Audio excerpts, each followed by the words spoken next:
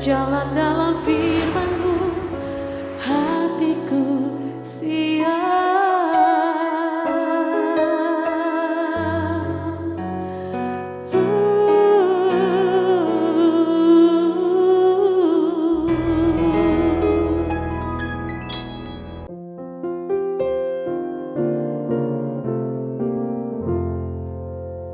Salam, lover yang dikasih oleh Tuhan Yesus. Apa kabarnya? Kira semua dalam keadaan sehat, diberkati Tuhan, dan saat ini bisa menikmati kebersamaan dalam keluarganya. Saudara-saudara, setelah kita melewati semua aktivitas kita sepanjang hari ini, mungkin ada masalah-masalah yang masih membebani pikiran kita, mengganggu hati kita. Jangan biarkan itu membuat saudara tidak bisa beristirahat, karena Tuhan ingin kita bisa menikmati waktu-waktu istirahat dengan baik. Oleh sebab itu, mari kita membawanya kepada Tuhan, kita datang kepada Tuhan. Tuhan Yesus berkata kepada kita semua, marilah kepadaku semua yang letih lesu dan berbeban berat, aku akan memberi kelegaan kepadamu. Tidak perlu ragu lagi, apapun yang menjadi beban berat hidupmu saat ini, yang bisa mengganggu waktu istirahatmu saat ini, bawa kepada Tuhan. Nikmati hadirat Tuhan, nikmati kebenaran Tuhan yang akan memerdekakanmu. Mari kita bersatu dalam doa. Bapa di surga, kami ucap syukur, anugerah-Mu begitu luar biasa, begitu sempurna dalam hidup kami. Kami membawa semua beban berat hidup kami, permasalahan-permasalahan hidup kami. Kami sangat percaya betul bahwa ketika kami menyerahkannya kepada Tuhan, kami berserah kepada Tuhan, Tuhan memberi kami kelegaan, memberi kami kekuatan yang baru, memberi kami ketenangan melewati semua masalah-masalah yang ada, sehingga kami bisa istirahat dengan baik saat ini. Kami juga sangat percaya kuasa Tuhan tidak terbatas, akan menolong kami, akan mengubah situasi sulit yang kami alami menjadi kesempatan besar di mana kami boleh menikmati berkat-berkat Tuhan yang luar biasa. Melalui apa yang Tuhan kerjakan dalam hidup kami, biarlah nama-Mu Tuhan senantiasa dipermuliakan, nama-Mu semakin bisa kami saksikan kepada banyak orang. Engkau sungguh-sungguh mengasihi kami, Engkau sungguh-sungguh membela kami, Engkau sungguh-sungguh bisa kami andalkan. Dalam nama Tuhan Yesus kami berdoa. Amin. Terima kasih Yesus.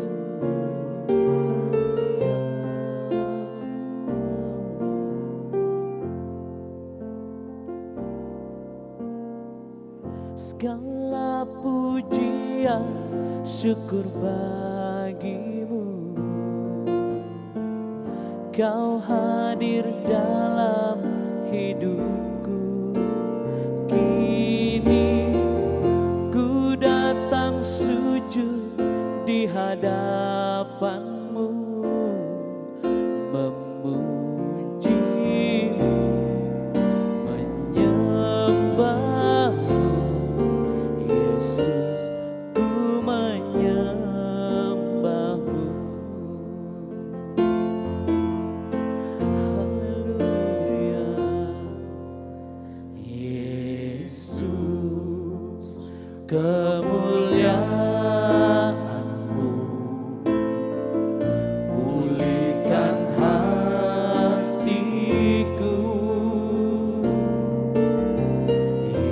Yesus, kemuliaan-Mu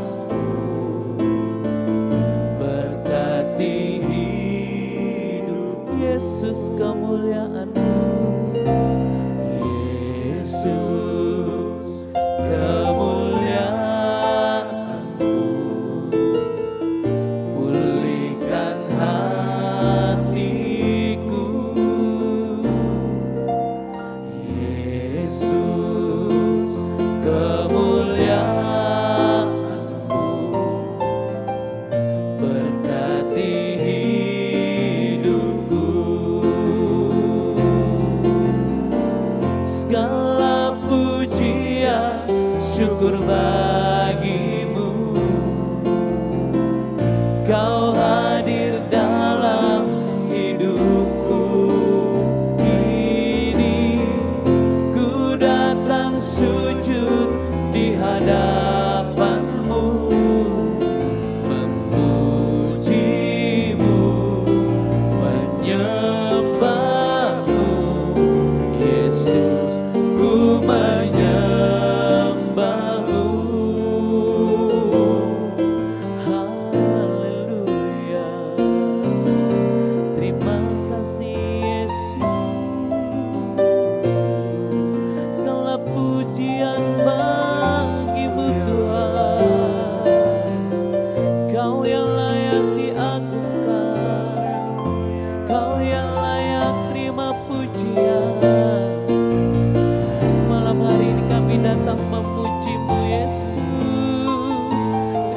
kasih sepanjang hari ini Tuhan sertai hidup kami.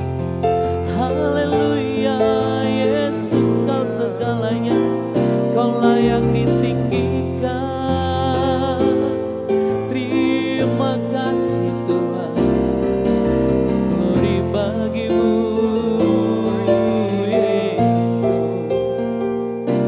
Terima kasih Tuhan, kau yang layak diagungkan. Terima kasih.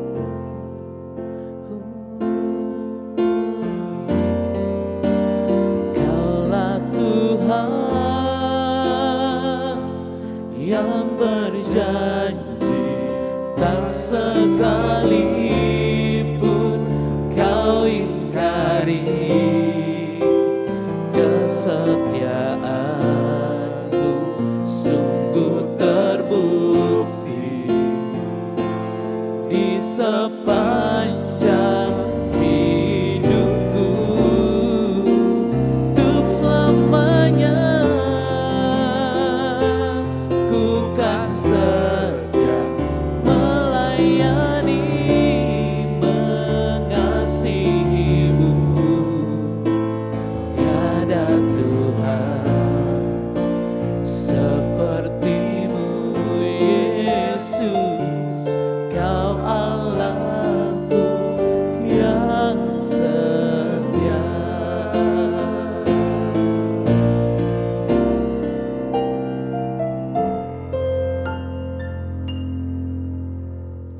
Saudara, ada banyak kisah tentang bagaimana hidup orang dipulihkan oleh Tuhan dalam banyak aspek kehidupan. Bisa masalah rumah tangganya, masalah jiwanya, masalah pekerjaannya, masalah karakternya. Pemulihan dari Tuhan itu selalu menyeluruh dan Tuhan ingin mengubah hidup seseorang menjadi pribadi-pribadi yang tepat dalam rancangannya. Saudara-saudara, sebelum kita membahas bagaimana Tuhan memulihkan kehidupan seseorang, kita akan mendengar kesaksian dulu tentang bagaimana pemulihan itu bisa terjadi kepada siapa saja dan umur berapa saja. Siapa yang mau berbagi nih? Ya Pak, mungkin saya ada Ya. kesaksian sedikit. Ya. Ini dari pengalaman pribadi mengenai titik terendah lah. Jadi dalam beberapa tahun terakhir, mungkin secara detail dari tahun 2020 sampai 2021 itu waktu setelah habis lulus kuliah. Entah apa yang dalam pikirannya saya waktu itu. Tapi di dalam periode waktu itu ada momen di mana saya ada menjalani kayak pergaulan yang salah, tidak tidak mengikuti perintah orang tua dengan baik, dan depresi, dan mungkin ada banyak masalah dalam pekerjaan. Itu mempengaruhi mindset pada saat itu, dan to the point dimana kayak layak gak sih aku masih mau menjalani ini semua, layak gak sih aku masih bisa gak sih memperbaiki diri aku, masih bisa gak aku, apakah Tuhan masih mengizinkan aku untuk bisa merubah diriku jauh lebih baik daripada yang dijalanin kemarin itu. Jadi selama 2 tahun itu ada periode yang itu. Tapi puji Tuhan, awal 2022 Tuhan mengirimkan seseorang dalam bentuk teman. Dia waktu itu sempat ngingetin aku, ngomong kayak gini, Moses, coba kamu lihat diri kamu sekarang dah. Bandingkan diri kamu sekarang dan diri kamu sebelum-sebelumnya. Kamu mau nggak? Kamu nggak mau kan kayak gini terus-terusan? Kamu nggak mau kan melihat diri kamu hancur kayak gini? Kamu membantah orang tua, kamu tidak mengikuti kata-kata Tuhan, kamu jarang baca Alkitab, apalagi pergaulan kamu tuh salah semua. Kamu nggak mau kan masa depan kamu kayak gini kan? Dan di situ tuh langsung, oh iya deh, ada benernya juga gitu kan.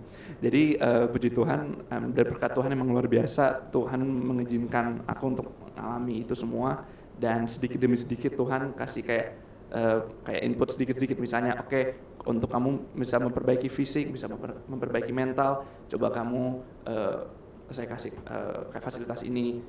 Dengan secara disiplin coba kamu bisa olahraga sedikit demi sedikit, atau mungkin ikuti baca saat teduh pagi-pagi, ditemenin teman saya waktu yang tadi itu. Dan puji Tuhannya itu kebawa sampai sekarang itu. Jadi kan sekarang kan bisa lebih lebih banyak ikut aktivitas gereja, lebih lebih disiplin lah pada diri sendiri, gitu juga lebih baik daripada sebelumnya juga pastinya. Dan juga ada sempat titik di mana seperti pecah dari pekerjaan, dan di situ situasinya kayak Tuhan kayaknya ini kok kayak nggak ada semangat gitu, kayak nggak ada semangat untuk cari kerja lagi, atau kayak perasaan udah naruh apply gini banyak tapi kok nggak ada yang mau. Apa yang salah sama diriku gitu loh, ada yang salahkah? Tapi puji Tuhan, sekali lagi berkat Tuhan yang luar biasa, dalam waktu 2 atau 3 bulan Tuhan memberikan kesempatan untuk aku dikasih pekerjaan yang baru, dan di situ juga ada journey yang baru. Jadi selama sampai di situ aku selalu ingat bahwa Tuhan pasti selalu, walaupun aku dalam titik terendah itu, Tuhan tahu exactly gimana cara untuk bisa memulihkan aku. Walaupun belum completely banget, tapi emang sudah di jalan yang Tuhan inginkan aku berada. Jadi di situ sih. Ya, puji Tuhan ya. Kesaksian yang sangat baik sekali. Walaupun tiba pada titik terendah, Tuhan selalu punya cara untuk memulihkan hidup kita. Di Alkitab ada banyak sekali kisah bagaimana Tuhan pulihkan orang-orang yang hancur lebur, yang hidupnya kacau balau, rusak luar biasa, yang dalam pikiran manusia nggak mungkin lagi bisa diubah, tidak punya masa depan. Tetapi ternyata Tuhan masih punya cara untuk memulihkan hidupnya. Kita akan melihat ada satu kisah bagaimana Tuhan memulihkan kehidupan seorang perempuan yang punya latar belakang yang begitu buruk, tetapi ternyata Tuhan bisa pulihkan dia. Yohanes pasal yang keempat. Yohanes pasal yang keempat, kalau kita mempelajari perikop ayat 1 sampai 42, kita bisa mendapatkan gambaran bagaimana perempuan yang punya latar belakang yang sangat buruk ini akhirnya dipulihkan Tuhan menjadi pribadi yang begitu luar biasa, memberi pengaruh yang luar biasa. Sebelumnya perempuan ini memberi pengaruh yang sangat buruk bagi orang-orang di sekitarnya. Gonta-ganti pasangan itu dia lakukan. Tetapi setelah Tuhan pulihkan, hidupnya memberi pengaruh yang baru, pengaruh kebaikan yang dari Tuhan. Ini kisah yang luar biasa yang bisa kita dalami lebih lanjut saat ini. Pak Pendeta, kalau boleh bertanya, apa yang membuat wanita itu dipulihkan? Dan kemudian apa yang harus kita lakukan, Pak, supaya kita juga bisa mendapatkan pemulihan itu? Ya, pertanyaan seperti ini selalu harus kita renungkan ketika kita membaca Alkitab ya. Jadi dua hal ini penting. Prinsip apa yang Tuhan ajarkan melalui kisah ini? Jadi bagaimana perempuan ini dipulihkan, tetapi tidak boleh hanya berhenti di situ. Kalau berhenti di situ berarti hanya sekedar jadi pengetahuan saja bagi kita. Tetapi harus menyentuh hidup kita. Kalau begitu, apa yang harus aku lakukan supaya hidupku juga dipulihkan oleh Tuhan? Hidupku bisa diubah Tuhan dari orang yang memberi pengaruh buruk, dari orang yang punya kehidupan yang buruk, menjadi pribadi yang sekarang baru dan memberi pengaruh yang positif bagi orang-orang di sekitar. Jadi pengaruhnya tetap memberi pengaruh, tetapi pengaruhnya berubah. Orang-orang yang dipulihkan Tuhan pasti seperti itu. Mari kita lihat beberapa hal yang Tuhan bisa ajarkan kepada kita.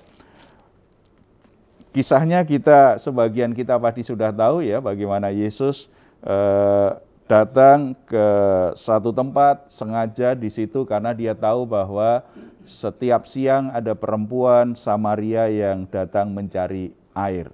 Kemudian terjadi dialog yang membuat perempuan itu akhirnya dipulihkan oleh Tuhan. Dari kisah itu kita temukan prinsip yang pertama nih, bagaimana Tuhan memulihkan. Ayat 10.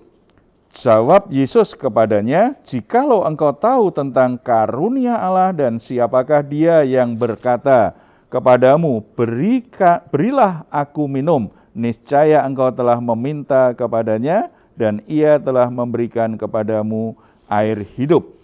Yesus dalam dialog itu berkata, jikalau engkau tahu tentang karunia Allah dan siapa yang berkata, berilah aku minum. Waktu itu kan Yesus yang minta, perempuan berikan aku air. Kalau engkau mengenal siapa Allahmu, engkau mengenal dengan benar siapa Tuhan, maka menjadi sebuah pengharapan. Kerusakan apapun, kehancuran apapun yang sedang engkau alami saat ini, engkau bisa pulih, engkau bisa berubah. Jadi hal pertama kalau kita ingin mengalami pemulihan dalam hidup kita, kita harus mengenal pribadi Tuhan yang mengasihi kita itu. Pribadi Tuhan yang sungguh-sungguh peduli dan ingin memulihkan hidup kita. Pengenalan yang salah tentang pribadi Allah itu seringkali membuat orang justru semakin frustasi dengan dirinya. Seperti tadi yang dikatakan oleh Moses, masih bisa enggak ya saya keluar dari hal-hal yang buruk ini? Karena apa? Ada banyak orang berpikir dan mempercayai Tuhan hanya dari satu sisi, yaitu Allah yang adil dan kudus. Karena Allah itu adil dan kudus, pasti tidak mau kompromi dengan dosa dan akan menghukum dosa. Lupa bahwa Allah yang kudus dan maha adil itu juga Allah yang penuh kasih karunia. Makanya Yesus berkata, kalau engkau tahu karunia Allah dan siapa Dia yang berkata kepadamu, berilah aku minum. Saudara-saudara, di sini Yesus sedang menekankan, pribadi Allah itu ternyata masih punya karunia, masih punya kasih karunia untuk memulihkan kehidupanmu. Saya ketemu banyak orang yang dulu aktif pelayanan, aktif beribadah, tetapi setelah itu jatuh dalam dosa, hidupnya mengikuti jalan orang berdosa di dunia ini. Dan kerusakan yang dia alami, dia menjadi putus asa dengan dirinya, ingin berubah, tetapi dosa itu begitu mengikat sehingga dia berkata, Tuhan pasti tidak akan mengampuni aku lagi. Tuhan pasti tidak mungkin mau mengubah lagi, karena aku sudah menikmati begitu banyak berkat Tuhan, kebaikan Tuhan, tetapi aku sudah sia-siakan.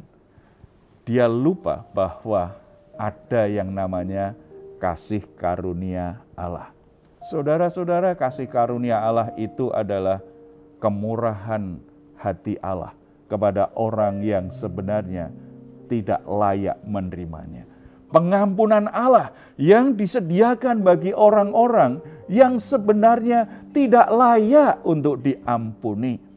Berkat Tuhan, kebaikan Tuhan yang diberikan kepada orang-orang yang sebenarnya tidak layak untuk diberkati. Masih ada namanya kasih karunia Allah. Yesus Kristus adalah pernyataan yang tegas bahwa Allah itu penuh kasih karunia. Apakah pantas bagi kita Yesus mati di atas kayu salib demi kita? Sebenarnya kita nggak layak menerima pengorbanan Kristus itu. Tetapi Dia tetap lakukan karena apa? Kasih-Nya lebih besar daripada kebenciannya terhadap dosa kita. Kasih-Nya kepada kita lebih besar, lebih kuat daripada pemberontakan kita. Dia mengasihi, Dia menyediakan. Oleh sebab itu, pemulihan hanya akan terjadi ketika orang masih percaya Allah memiliki, menyediakan kasih karunia kepadaku. Aku memang sudah melukai hati Tuhan. Aku memang sudah lari dari Tuhan, meninggalkan Tuhan. Aku memang sudah mempermalukan Tuhan selama ini. Aku menyia-nyiakan berkat Tuhan. Aku nggak layak. Itu kesadaran rohani yang baik, tetapi tidak boleh berhenti di situ. Kasih karunia Tuhan masih tersedia bagimu. Bagi saudara-saudara yang merasa saat ini tidak pantas, tidak layak diampuni, dan mungkin sudah mulai putus asa, frustasi dengan hidupmu karena merasa tidak mungkin aku bisa berubah.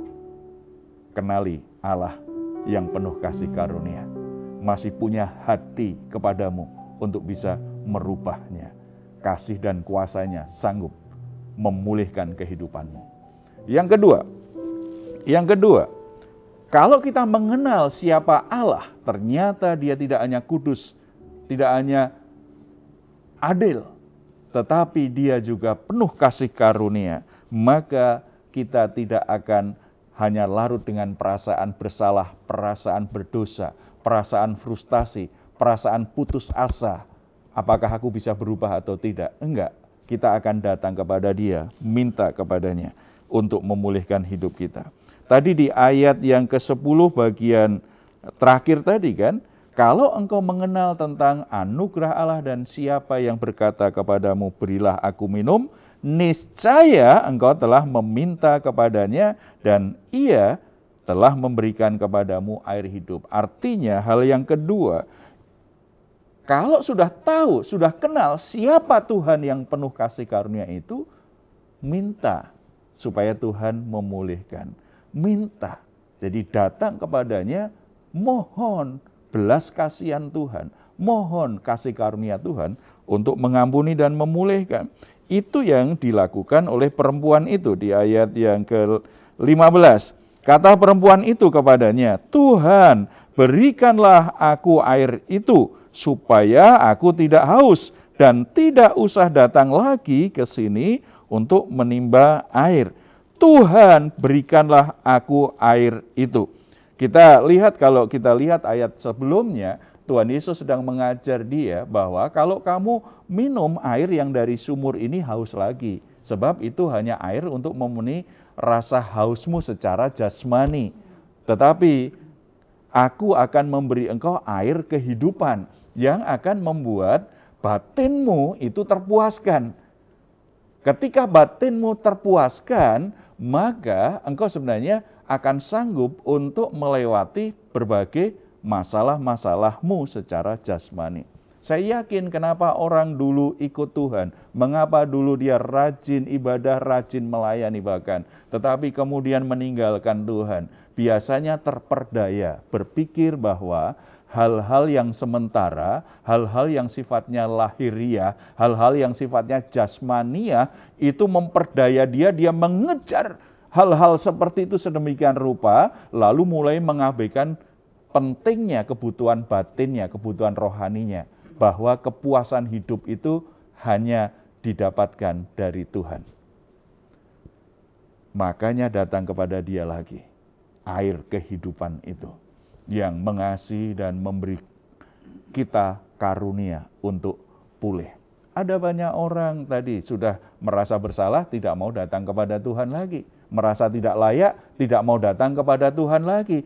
Atau justru mengeraskan hati, aku sudah rusak sekalian.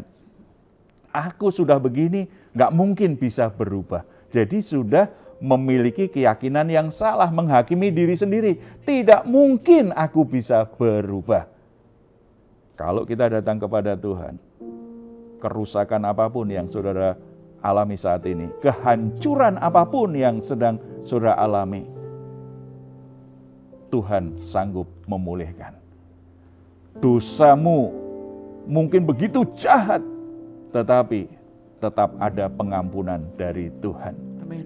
Ikatan dosa yang begitu kuat membelenggu hidupmu, Tuhan sanggup untuk membebaskanmu. Oleh sebab itu datang kepada Dia, minta Dia supaya memberikan air kehidupan yang menyegarkan hatimu. Rendahkan hati, lembutkan hati untuk sungguh-sungguh minta belas kasihan Dia. Dan yang ketiga, kita bisa baca di ayat 16 sampai 18, itu bicara pentingnya keterbukaan dan kejujuran. Tuhan Yesus berkata di ayat 16, pergilah, panggillah suamimu datang ke sini. 17, kata perempuan itu, aku tidak mempunyai suami. Kata Yesus kepadanya, tepat katamu bahwa engkau tidak mempunyai suami. Sebab engkau sudah mempunyai 5 suami dan yang ada sekarang padamu bukanlah suamimu.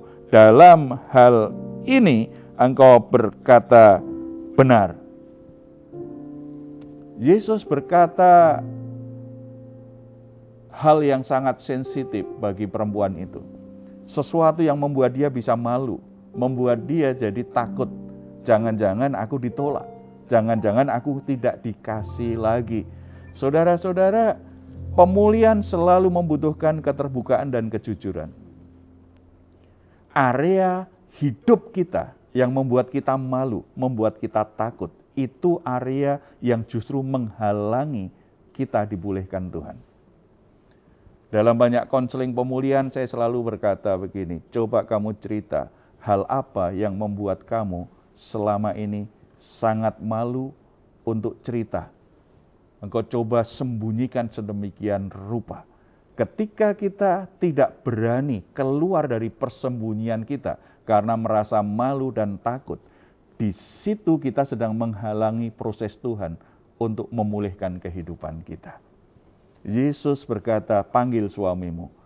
Yang mana? Ternyata sudah 5 kali menikah dan dia sedang berkumpul bersama seorang laki-laki tanpa pernikahan yang sah. Berarti dia sangat haus kasih sekali dan itu dia pasti bisa malu dan sensitif. Baru ketemu kok sudah tanya hal yang pribadi. Bisa saja dia tersinggung, tetapi karena dia menyadari siapa dirinya, dia sudah kenal Allah yang penuh kasih karunia itu, dia akhirnya bisa cerita, dia bisa terbuka. Saudara-saudara, kalau saya tanya kepada saudara, apakah saudara selama ini menyembunyikan sesuatu dalam hidupmu? Tidak ada satu orang pun yang tahu. Saudara sembunyikan sedemikian rupa karena saudara malu dan takut. Ditolak orang, dibuang orang, dilecehkan atau dipermalukan oleh orang. Karena saudara menjaga image bahwa saudara selama ini orang yang baik, orang Kristen yang rajin, orang Kristen yang rajin melayani. Tetapi selama saudara menyembunyikan hal-hal yang memalukan, saudara menyembunyikan dosa dalam hidupmu, saudara sedang membatasi karya Tuhan merubah hidupmu, memulihkan hidupmu. Saudara sedang merusak hidupmu sendiri. Tuhan ingin hidupmu diubahkan, Tuhan ingin memulihkan hidupmu. Oleh sebab itu, belajar terbuka kepada Dia, jujur kepada Dia. Mari kita berdoa. Bapa di surga, terima kasih untuk firman Tuhan hari ini memberi kami sebuah kepastian. Kerusakan apapun, sejahat apapun, seburuk apapun hidup kami, sebenarnya masih ada karunia Bapa. Masih ada belas kasihan Tuhan. Masih ada kuasa Tuhan yang sanggup untuk merubah dan memulihkan kehidupan kami semua. Bapak, Engkau mengerti setiap orang yang bergabung bersama dengan kami saat ini. Mungkin mereka sedang dalam keadaan yang sangat terpuruk. Mereka menjadi frustasi, ingin berubah, ingin keluar dari hal-hal buruk dalam hidupnya. Tetapi mereka tidak mampu. Ada orang-orang yang terperdaya oleh dunia ini. Sehingga mereka menjadi sangat jahat sekali. Mereka menjadi menyimpang dari jalan Tuhan. Dan mereka sadar tetapi mereka tidak sanggup untuk kembali kepada Tuhan. Sebagaimana Engkau menghampiri perempuan Samaria ini, Bapa, kiranya Engkau juga menghampiri mereka, dimanapun mereka berada, di rumah mereka, di pekerjaan mereka, di komunitas mereka, di tempat dimanapun mereka berada. Mari Engkau menghampiri mereka, biarlah mereka boleh merasakan kembali kasih karunia-Mu yang senantiasa menyediakan pengampunan, menyediakan sesuatu yang baik untuk memulihkan hidup mereka. Biarlah Roh Kudus menjamah hati saudara-saudara ini, sehingga mereka kembali membuka hati dan kembali percaya masih ada anugerah Tuhan yang sanggup memulihkan hidup mereka, yang sanggup membawa mereka kembali di jalan Tuhan, yang sanggup menjadikan hidup mereka menjadi baru. Mereka boleh kembali di jalan di mana Tuhan sedang menuntun mereka pada masa depan yang terbaik, masa depan penuh pengharapan, bukan masa depan yang penuh kecelakaan dan keburukan, tetapi sesuatu yang indah yang Tuhan sediakan dalam hidup mereka.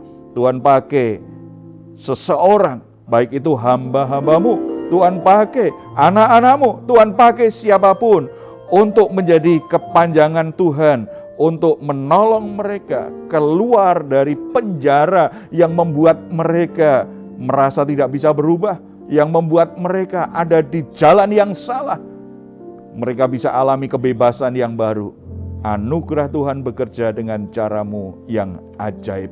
Pulihkan setiap pribadi, pulihkan setiap rumah tangga, pulihkan masa depan yang terbaik untuk anak-anak-Mu Bapa. Dalam nama Tuhan Yesus. Amin. Puji Tuhan, saudara-saudara jangan pernah putus asa, jangan menjadi frustasi. Tetapi selalu ada harapan, anugerah Tuhan bisa menjadikanmu baru, bisa mengubah hidupmu, bisa memulihkan hidupmu. Kalau saat ini saudara sedang dalam pergumulan, saudara membutuhkan dukungan doa, saudara boleh menghubungi nomor telepon yang tertera di layar saudara. Tim doa kami akan mendukung saudara dalam doa, tetap percaya, tetap yakin bahwa Tuhan bisa kita percaya, punya kuasa untuk menolong kita. Kalau saudara ingin memberikan komentar, silahkan menuliskannya di ruang komentar yang ada di channel Diaspora TV. Kami tunggu. Mazmur 4 ayat 8-9. Engkau telah memberikan sukacita kepadaku lebih banyak daripada mereka, ketika mereka kelimpahan gandum dan anggur. Dengan tentram aku mau membaringkan diri, lalu segera tidur. Sebab hanya Engkaulah ya Tuhan, yang membiarkan aku diam dengan aman. Puji Tuhan, selamat malam, selamat beristirahat. Tuhan Yesus memberkati kita semuanya. Salam. Kaulah Tuhan yang berjanji, tak sekalipun kau ingkari. Kesetiaanmu sungguh terbukti di sepanjang hidupku, untuk selamanya ku kan setia melayani, mengasihimu, tiada